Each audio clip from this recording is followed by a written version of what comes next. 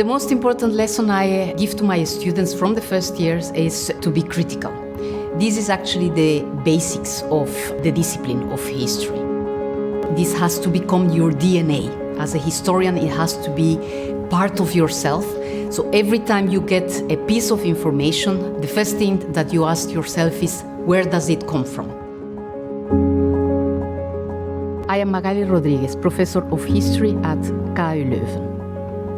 I moved from Ecuador to the United States when I was 18, but my idea was always to come to Europe, and Belgium was actually a coincidence. It was a family, a Flemish family, who I met in Ecuador, and they opened their doors to me, and then I started to study history, and then it became a passion, and I ended up staying in Belgium. History is about two things. First is about the past as such, and the second part is to understand the present.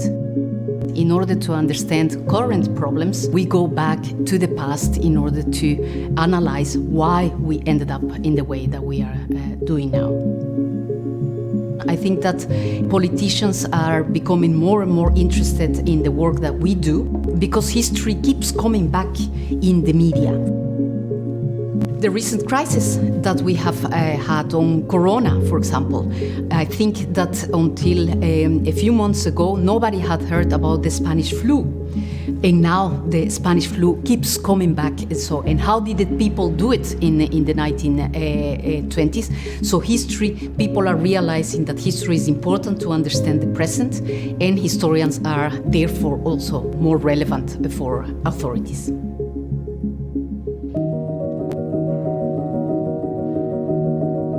The Master in History is interesting for students from all over the world because of our interest, our specialization in global international issues. If you follow our Masters, you can study a phenomenon from the Middle Ages up to date. Our team is also very international, so I think it's a nice way to get acquainted with a global perspective in history. We are also very close to Brussels, only 20 minutes by train, a very cosmopolitan city where you have so many archives where you can do research, but also here in Leuven you have several archives, documentary centers where you can do your research. On master's level, I teach 3 courses. One I co-teach is History of Migration, Subalternity and Postcolonialism. The second course is on oral history, where the international students can conduct interviews, for example, with family or friends in their own home countries, thanks to the internet. And the third course that I'm responsible for is the research seminar.